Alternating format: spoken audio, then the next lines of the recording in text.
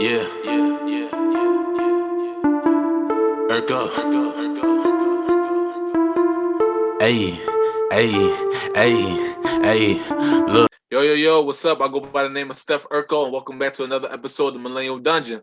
How's everybody doing this beautiful weekend? I know I had a great weekend. Hope you did the same. And we got our wonderful co-host back, Imarii, aka Afropup. Hello, everyone. I hope you're having an amazing Easter. Um, Felices Pascuas, Happy Easter in Spanish. I'm excited to be here tonight. Hey, how you been? How you been? I'm great. I've been on spring break, so I've been relaxing, doing a little bit of traveling, some self-care. I have to go back to work on Tuesday. I'm ready, but I'm also not because once you get used to that rest Yeah, I feel and you. that You get too freedom. comfortable. I feel you. You be like, I ain't trying to go back. I feel you on that one. Exactly. But we're gonna finish the fourth quarter strong. Um, Hopefully we're able to jam pack a lot of like knowledge into it. I can help my students become better writers, better thinkers, and let them carry that into the summer and into high school. Some of them. Yeah, I wish I had you as a teacher. The other teachers like, all right, come on, you fail? No. I try. I try really hard. So, as you know, we talked about today's topic for the people. We're going to be talking about Kentanji Brown Jackson. Yes. Yeah. So, a few weeks back, Kentanji Brown Jackson, she was nominated as the first Black woman on Supreme Court. So, and we've been all celebrating and stuff. Everybody's like, "Yeah, she's the first one." And we've been doing a round of applause. This is a great moment. You know what I'm saying? Because she's the first Black woman to ever do it. You know what I'm saying? And this people have been celebrating on social media, say about time. This is long overdue and stuff. They've been talking about this at my job, all for the last few weeks and stuff. But I haven't had the same amount of excitement yet about it, and it's like people have been surprised at my lack of excitement yet because I'm happy, but I still want to see what happens. Mostly because like I want to actually see what happens with this, how she does her job. And one of the things I say is like, because it's been a debate on social media, thinking like, oh, is she really going to do something, or is she going to just be in office and not do anything at all? So, have you heard anybody say anything like that? That hasn't been on my social media personally. Mm-hmm. However, I think a lot of the time when I don't know if you're having black people say this or other people, but a lot of time when black people say this, what they really mean is how is this person being in office going to benefit me? Yeah. How is it going to benefit the black community? And I think what they forget is that it's really like, for example, I know I heard that rhetoric a lot when President Obama was in office, but he can't do things typically like the president, that office can't do things specifically to just help one target group. Um, and that's not his job as the president. Your job as the president is to lead the whole nation, the Mm-hmm. whole country, regardless of your race, ethnicity, whatever. And I think sometimes it's hard because when we see a black person get into office, we're like, yes, this is going to create change. It's going to create change. Or what are they going to do for us? And yes, I want them to help impact our community in positive ways. But they're not the only person in the game. Right. And you're dealing with institutions that are rooted in patriarchy and rooted in white supremacy. And so it's really hard to be one black figure amongst a history of hundreds of white, um, or even one, two, three, four minority figures. So we're including like Latinos, et cetera, in that, in a history of a predominantly white tradition and institution. Um, I think personally, I view it as a win for us, regardless of what she does. Obviously, I hope she's going to help not just black people, but our whole country and Yeah. lead us in a positive direction. But I see it as a win because we're just breaking more barriers. We're just breaking more barriers, and we're showing, you know what, you are not the only people who are capable of greatness, of having high intellect, of able to maneuver into spaces that weren't necessarily created for them. And so for me, I think it's a great opportunity for little Black boys and girls, especially little Black girls, to look up and go, you know what? My dreams are not too big. I can reach the stars. I can be potentially on the Supreme Court, because no one had done it before. Right. Really hard to not get discouraged and to think, oh, I can do something when no one that looks like you has done it. You've never seen it. It's not impossible, obviously, because she did it, and it took a long time to get there. But having that role model, having that someone that you can look up to and say, you know what, I can do that too. I can be like her too. I think it's a beautiful thing. Yeah, I agree. But for me, I'm more on the fence about it because, like, I agree. Like, it feels good to see like people like us like get into positions of power. Be like, yeah, you see that? You can do this too. And like, yes, like seeing us being able to get into spaces like you said that wasn't made for us. You know what I'm saying? So I feel like as a Black person, like a lot of us want to see that happen, and we want to be like hip hip hooray and celebrate this. And I love seeing that. And like Black women, Black men, anybody that like us, like get in those positions of power, just to say that, like, okay, we can now get into those spaces that our ancestors will never even think about getting into. You get what I'm saying? Right. But like on the other side of the fence, it's just like I think of it like, okay, I get it. You're in a position of power where you're supposed to look out for everybody as Americans. But my thing is, as a Black person, I don't think there's anything wrong with wanting to see somebody that look like you want to like help your community out first. Because Yeah. because like the way I look at it too, like if we go and play like devil's advocate, I've seen like people of other races get into positions of power and they do benefit their race, or they do try to go for concerns of their race. You know what I'm saying? I mean, but it's like you said before, we also have been in a hierarchy or a patriarchy or even like white supremacy. So it's like obviously they've had years and years and years and years to be able to do that when they get into positions of power. So my thing is like when we see someone that looks like us get into a position of power, it's like it's okay to want to look on them to look out for our race sometimes. You get what I'm saying? I do. I think really, I do not disagree with you. Yeah. Let's start there. I think the bigger issue is we put all that pressure on people who are too high up. Yeah. And what I'm really saying is, yes, the Supreme Court affects our lives. Yes, the president affects our lives. But really, we need to start caring about our local politics more, because that's where you're going to see real changes within your community. They are doing things that are directly affecting your city, directly affecting your town, directly affecting the Black community where you live.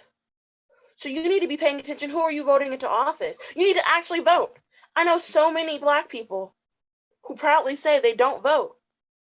And it boggles my mind. Not just Black people. Really, I know a lot of people who, in general, regardless of race, tell me they don't vote. And every time my eye twitches just a little bit. But it especially bothers me when Black people tell me they don't vote when we literally have the history, we weren't allowed to vote. Yeah. They made it difficult. Threats of death, lynching. We marched for that. We were, they turned the hoses on us for that. They let the dogs loose to prevent us from voting. And you're sitting here and your privileged ass in 2022 proudly telling me, oh, I don't vote. It doesn't matter. It doesn't matter because you're not doing it. Yeah.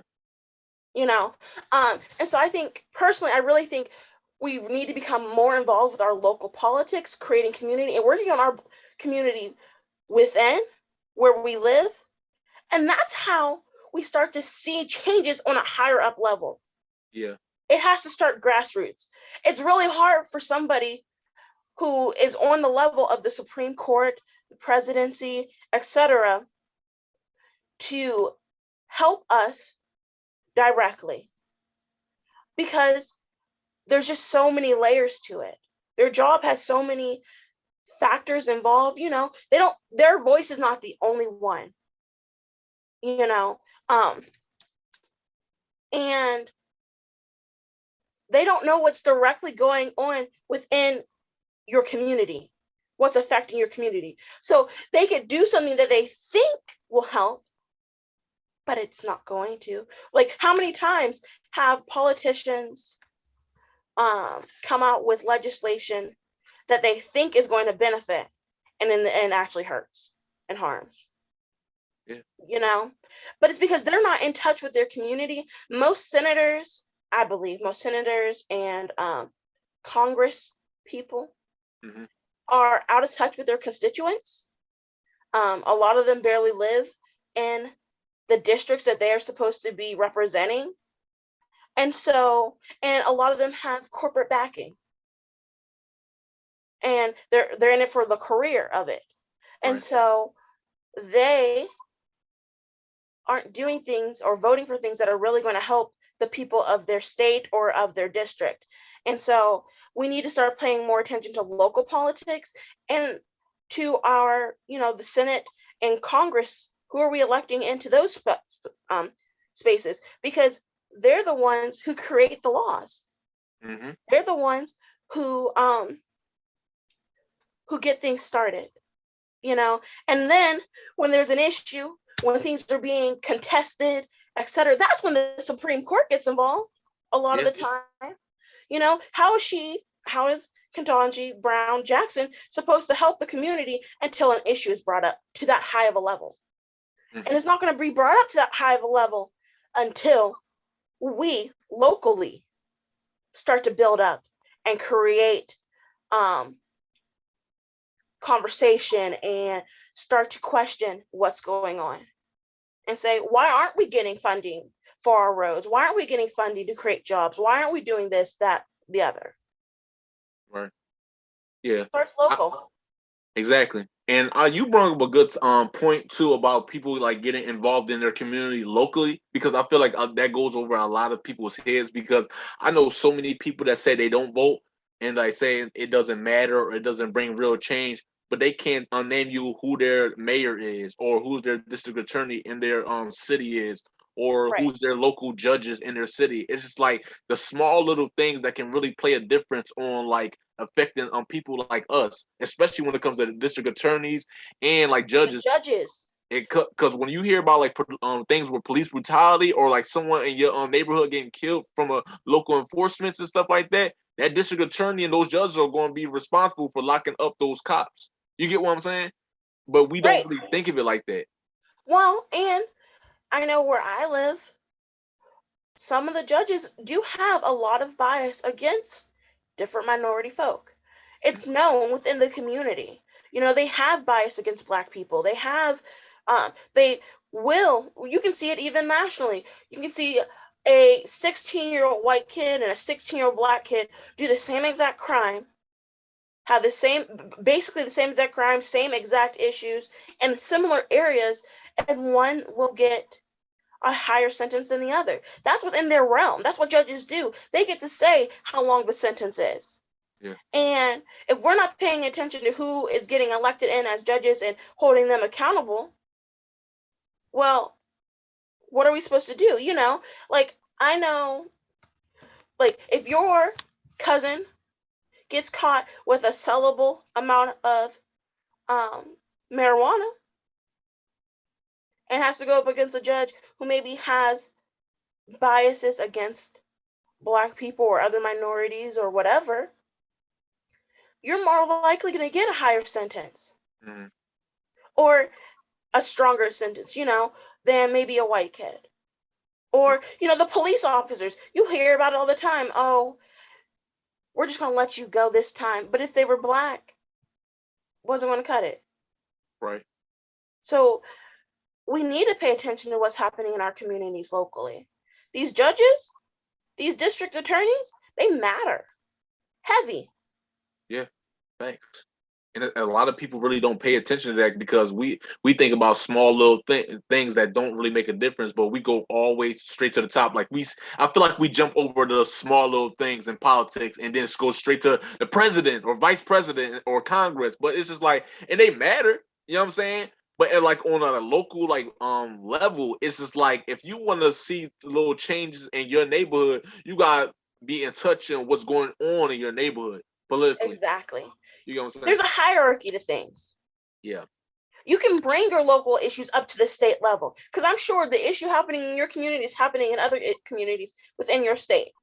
Yeah. However, if you don't create that hierarchy, if you don't go through the proper channels, which I know there's an argument like, oh, they created the channels, so, there's no way to, to fix them. But that's what we have right now. Yeah. Until there's a new system, until we are putting in our efforts to use the system available and showing them, what we're going to show out, and we're going to hold you accountable. We're not letting this go. Yeah. It means nothing. Yeah. Thanks. And you were going to say something? No, you're good.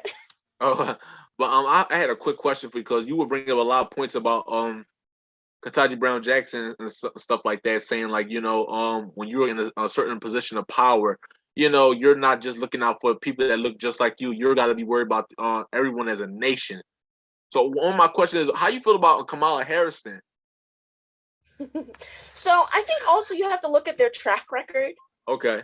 Because she was a lawyer. Yeah. And I know during the election when she was running for president still, a lot of people brought up valid reasons for why they were against her based off of her history as a lawyer. I believe she was a district attorney in California. Mm-hmm. But also, people do learn and grow and change, and I don't want to give her that cop-out because, like, you sentenced harshly for things that you're now saying aren't as big of a deal. It does read hypocritical because are you just saying this because you want to be elected or are you saying it because you mean it? But I think it's hard. I think it's hard because in one way, yes, I'm super excited and proud of her because she is a biracial Black woman who is the vice president. Like, that's a big deal. Mm-hmm.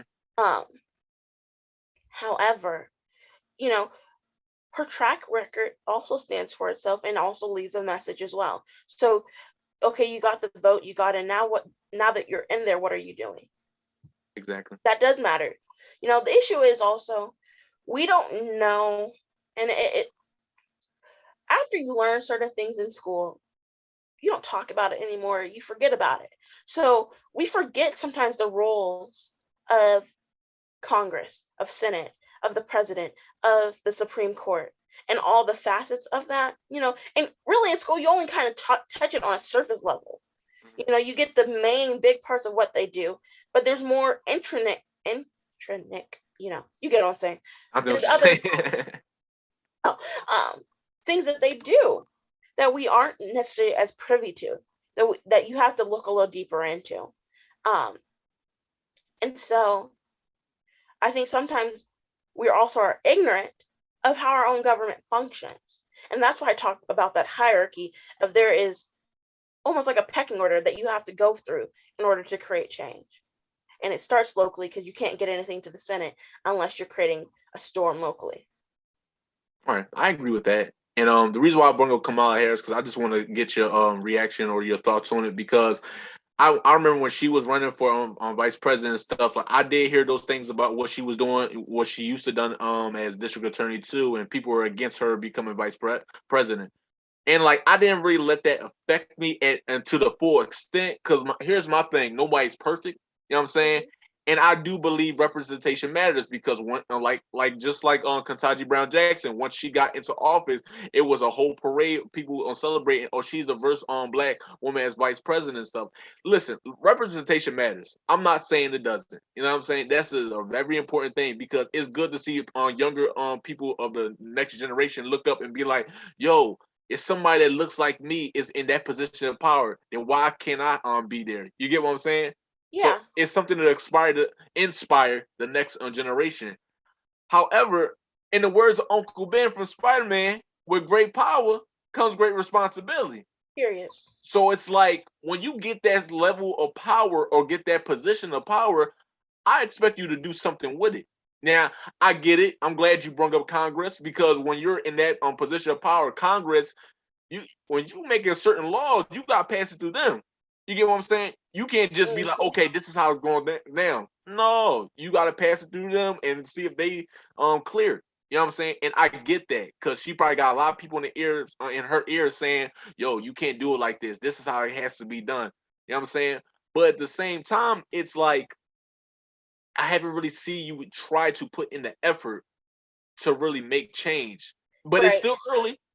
And I'm not saying she makes her a bad person for that, but it's just like I Right. think Kamala Harris isn't as bad as people make her out to be. I just Right. feel like she needs to put the more work into the footsteps to show people that she's trying. Because I really haven't seen her do much.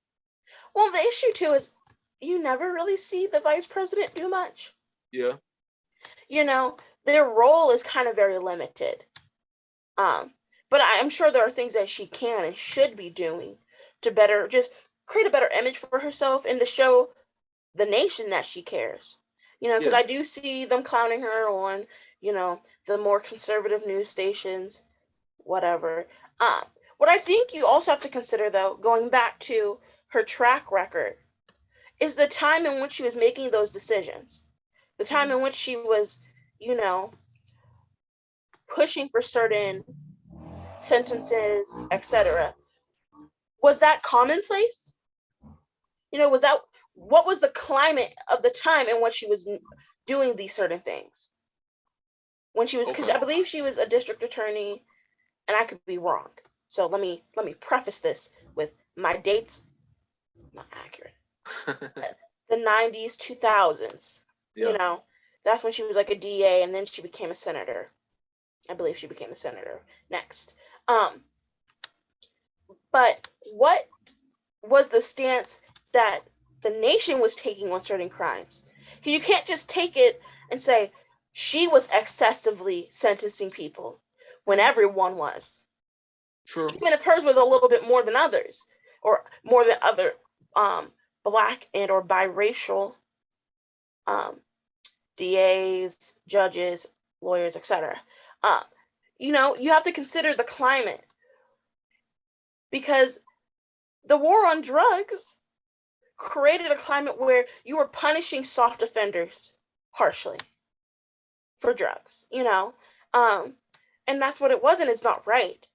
And we're seeing that, and we talk about that a lot now as marijuana is becoming more and more acceptable and legalized in different states, how you locked up all these people, especially black men, for these crimes, for possessing marijuana, not even necessarily, you know, selling or anything of that nature, just for possessing.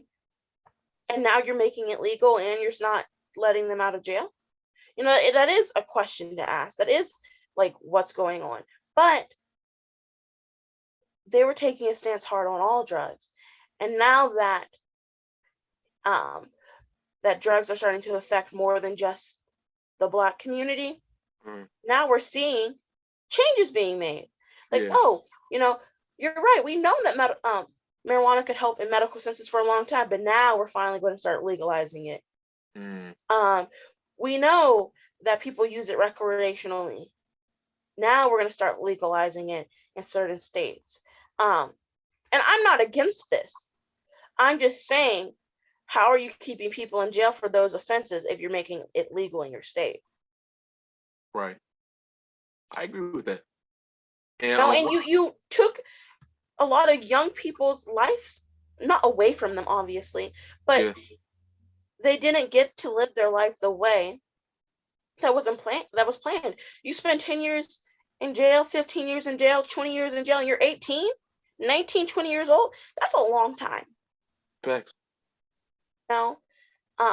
And so I just think we need to start holding these people accountable.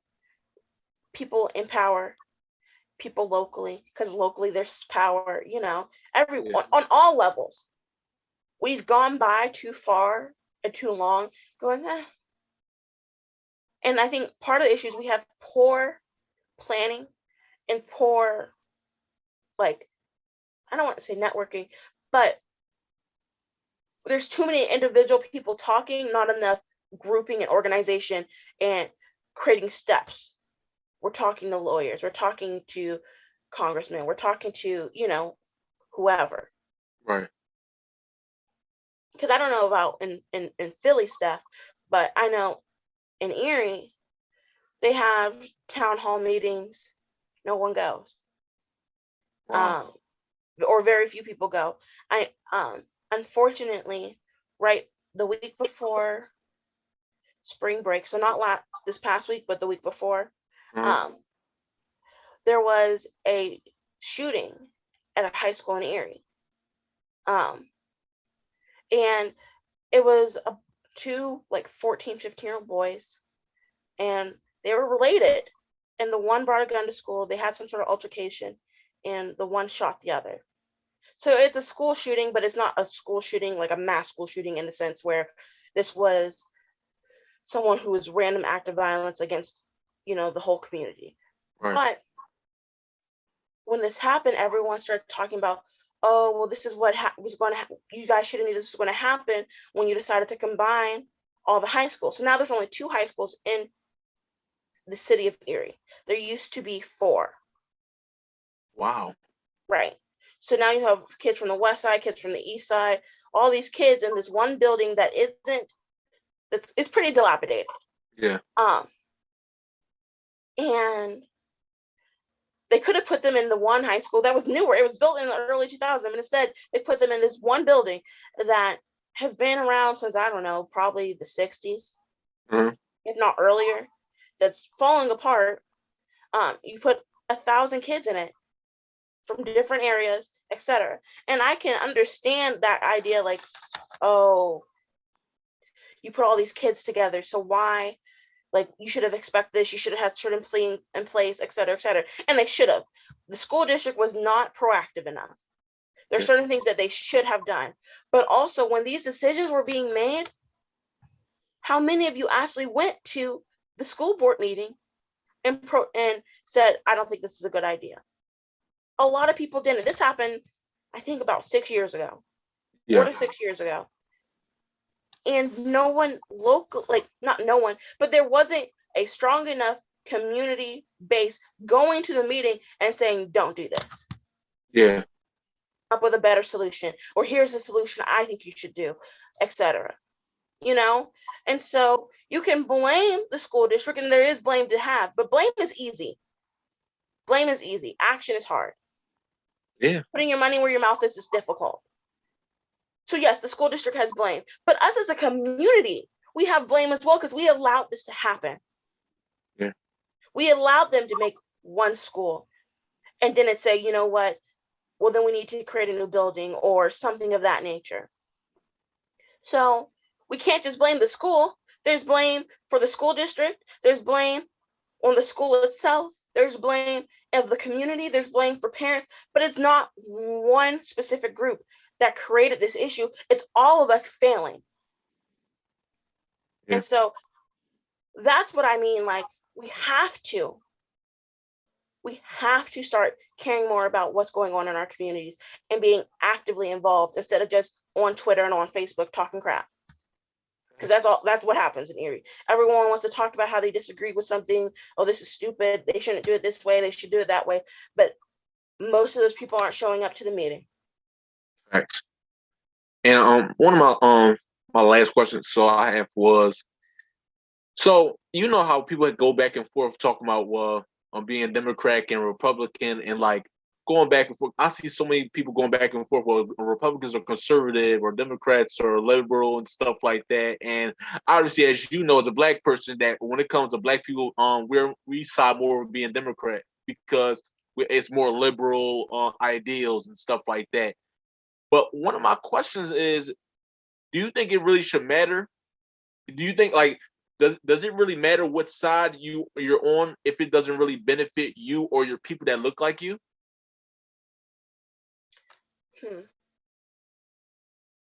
So, I think So I really think it shouldn't matter, but it does. Because often you don't see, like,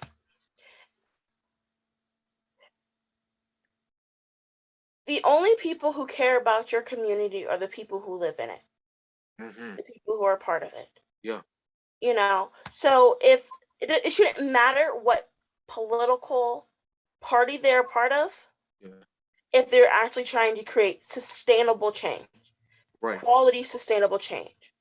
What we often find is Black people often do vote Democrat because it has been known in more recent years to be the more progressive party. I think really, though, regardless of if it's Republican or Democrat, they give us a lot of lip service. Yeah.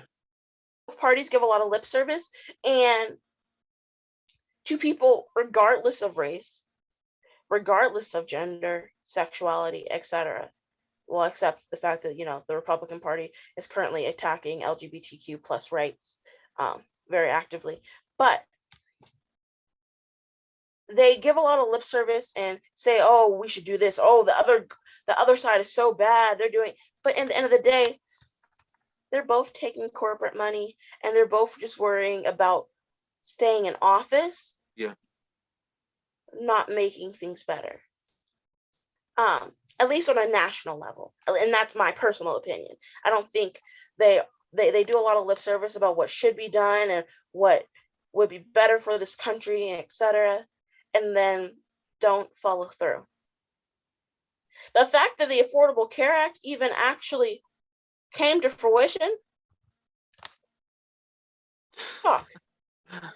just because the idea behind it, people should be able to have affordable health care regardless of their job. And they actually got that through.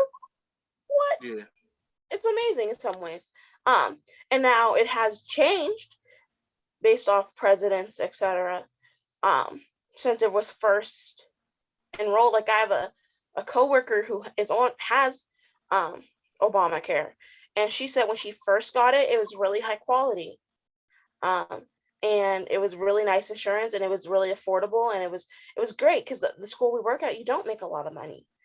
But after the most recent president, he made changes to it, so he cut things back, and so now her insurance isn't as good, and it's worrisome because she's in her 50s. She needs health care. Yeah. She needs to be able to get certain services. And so I just think they give a lot of lip service to round it out. I feel like politicians give us a lot of lip service regardless of their political party and say, oh, we should do this, etc. But they just point fingers. Yeah. And instead of saying, okay, yes, we believe in this, and yes, we believe in that, how can we meet someplace in the middle to at least start progress? They stalemate each other. Yeah. Thanks. I feel like that's one of the problems with politics in general. There's no middle ground. It's all about who's right or wrong, or you're doing this wrong, you're doing this wrong. There's no middle ground. And for me, I just feels like once we have a middle ground on, like, okay, even though we're different, we need to come together to make sure that we're benefiting each side instead of just trying to play the blame game. Then nothing will change. So something to really think about. I agree. But that's all I have. Or anything else you want to say? So I was on TikTok. I'm always on TikTok. And it was a response video, but the original video was a Black man trying to say that Kentanji Brown Jackson might not be a good role model for young Black girls because her spouse is white. And I was just wondering, what are your thoughts on that kind of take? So basically, he's saying that just because she's a Black woman who's dated as a white man, she's not going to be good at her job. Good at her job, but also like that we shouldn't use her as a role model. And I know that's kind of where we started at the beginning, talking about how she is a role model now for a lot of young Black girls to look up to. I don't agree with that. And for me, like the reason I don't agree is, well, one, Kamala Harris is married to a white man, so if that's the case, then we gotta bring the same energy to her. So that's not true at all. And two, for me, I don't think who you date should necessarily determine whether or not you're a good role model. Because at the end of the day, her falling in love with somebody of a different race does not mean she shouldn't care about the people that look just like her, or she can't be an inspiration to people or young black women. Right. So I don't agree with that at all. Right. Okay, and that's how I felt. But there does seem to be a sect of people who will use like who a woman is dating or married to as a way to negate their accomplishments, especially if they're black. Um, Yeah. and You do I that think with it's black men too. Yeah. I've seen that a lot with black men too. mm-hmm. Yeah. And what I thought was interesting about it, they met in college. They've been together for over 30 years. They've been married for 25. She openly talked about loving him in the court hearings. Mhm. And you could see how proud he was of her. He cried when she was saying how much she loved him. Like, he was very much, in response to her and it seems to be very supportive. Yeah. And I just think it's funny how sometimes people look for small personal things that they disagree with to negate the power of somebody, to negate their accomplishments. Mhm. Um, Especially when you consider, yes, she might be married to a white man, but she's still black. She had to still navigate her life as a black woman from Miami, Florida, you know. Yeah. Um, and in many ways, it's a role model for just love in general. That you can love whoever you want and still do well in life. And not only that, but have a successful, long-lasting marriage. 25 years is nothing to bat your eyes at. No. Most marriages end at the 2 year and 7 year mark, according to a sociology class I took in college like 6 years ago. Yeah, that's true. And I feel like it goes back to the whole thing of you can do 100 good things, but people are going to make fun of you for that one bad thing. That's all that is. And it's like for politicians, unfortunately for them, they just like like that whole rule gets heightened because like people love to find a flaw in them so that way they can say, see, that's why I didn't vote for them because such and such. You know what I'm saying? People just love finding the smallest wrong thing about somebody who's in a position of power, especially like a politician or a celebrity, to make us be like, see, they even flawed, they not as perfect as you think. Well, one, we kind of put those people on those pedestals to think that they're perfect. So that's kind of our fault at the same time because no one said a politician or a celebrity was perfect. That's what you thought. You get what I'm saying? Right, And as exactly. far as her dating somebody of a different race, that shouldn't really matter if she's doing her job right. You get what I'm saying? Like, if Right, it don't matter who you date, it's about can you perform your job when you get into that level. You get what I'm saying? That's all I care about. Like, exactly. Me too. And I just thought it was kind of uh, like questionable. Like you're worried about the wrong things. yeah, yeah, You should and be it worried sucks. about her actions. But it also, I kind of think it goes back to the court hearing she had. When they were questioning her, Senator Ted Cruz going on and on. Like the questioning that they just asked her was trying to negate all of the work she's done. And she's not one of the, she is the highest qualified Supreme Court justice. She has worked on so many different levels of law, more so than anyone else on the court, you know? Yeah, And so she has all the credentials, but you're mad that she's black and you're mad that she's a Democrat. And so you're going to try to tangle her up in small things like, oh, what's the definition of a woman? And critical race theory, and trying to say she gave too light of sentences for something that was standard amongst judges, depending on the crime. And I just think we black people sometimes look for things about a person to bring them down when they're trying to also look good to other people. Yeah, I agree. And can I be honest with you? When I saw that because they was playing that all week throughout my job, and it's like, and when I saw them grilling her about every little thing, like I'm like, really? I was giving them the side off of that, but was I surprised? No, because the No. truth of the matter is, when you're a black person on that level of power, you're going to get critiqued higher. And I know people are going to be like, well, that's not true. That's any politician or that's any celebrity. No, it's not. Like, and we got to stop pretending like that's the issue here. At the end of the Hmm. day, since she's black, she's going to get critiqued at a level, like a different level than any other politician. And that's but and the thing about it, she was bouncing back though. Like, she held her composure. She didn't like snap back or nothing like that. She held her composure, just answered the questions she best she could. You know what I'm saying? At Right. the end of the day, and it's like nothing else she could have did. I think Cory Booker he later said, like, he was like, I applaud you for holding yourself together and stuff, and I want to say that you are loved, and said all these nice He things and did. compliments about her and stuff like that, because they was grilling her hard, which I get it, because they want to know that the person they're bringing in is going to be qualified to do their job. But at the Right. same time, we also gotta know that no matter where we go, skin color is going to play a role in how we get our job, and that's something Exactly. we just gotta accept. Unfortunately. And I just feel like the questions, I don't mind a good grill if the questions are relevant, if the questions really are to show that she's qualified. But a lot Yeah. of the questions to me seem very arbitrary. Seemed, they were trying to spin a narrative about her that she was this crazy liberal who didn't understand certain ideas and topics, and you know this hot topic of CRT, which is only taught in colleges. Hmm. You know, trying to make it seem like white people are being oppressed, or excuse me, white cis heteronormative people are being oppressed. Hmm. And I just not the case. But I'm glad that she got the spot.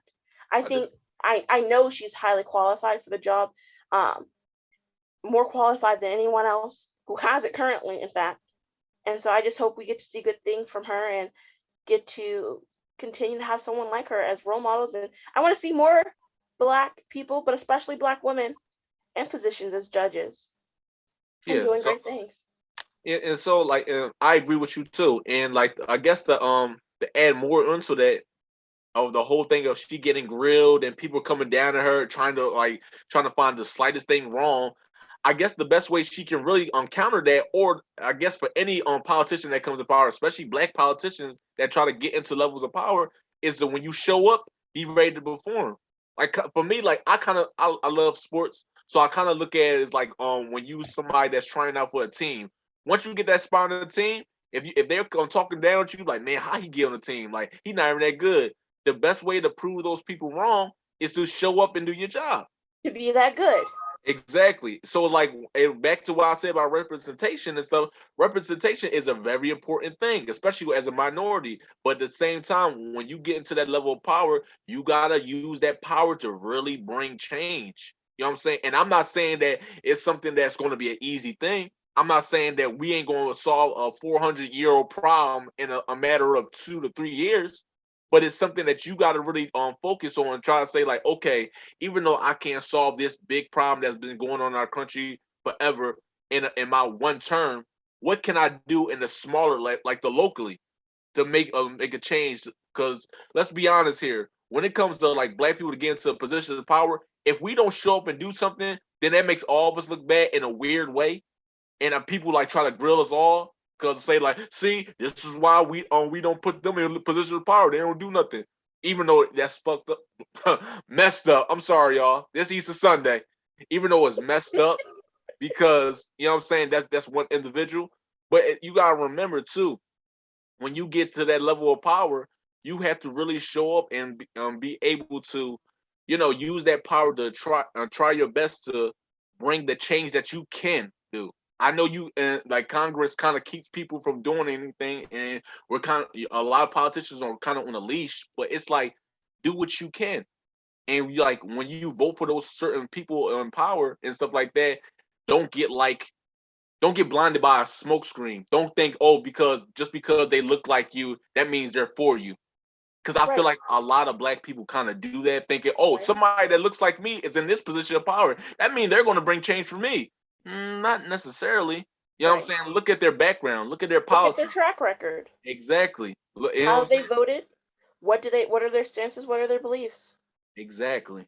Their Not the same. actions, because people can say anything. They're politicians. They do say anything. You know what I'm saying? So it's like we got to really stop being blinded by a smoke screen, thinking that just because somebody got the same color as us, that mean they're going to do things for us. Not necessarily. You know what I'm saying? Just because that person looks like us doesn't mean they're for us. And when we vote, that's something that we got to take responsibility on ourselves on when it comes to voting. That means we got to do more investigating and more research before we vote, instead of be like, oh shoot, I think she black too. Damn. You know what I'm saying? Right. Just something to think about. Agreed. Anything else you gotta say? That's all. No. I just want to end off by saying, like, drive safely out there. I know it's Easter Sunday. You trying to rush to see your loved ones and all. Just make sure to slow down out there. You know what I'm saying? You want to get home in one piece, y'all. So Definitely. that's all I got to And say. I just want to say, I hope you all have a great week. Que pasen una buena semana. And I'll see you next time. Okay, I'm Steph Urkel, and this has been another episode of Millennial Dungeon. Peace. Yeah, yeah, yeah, yeah, yeah, yeah. Ergo.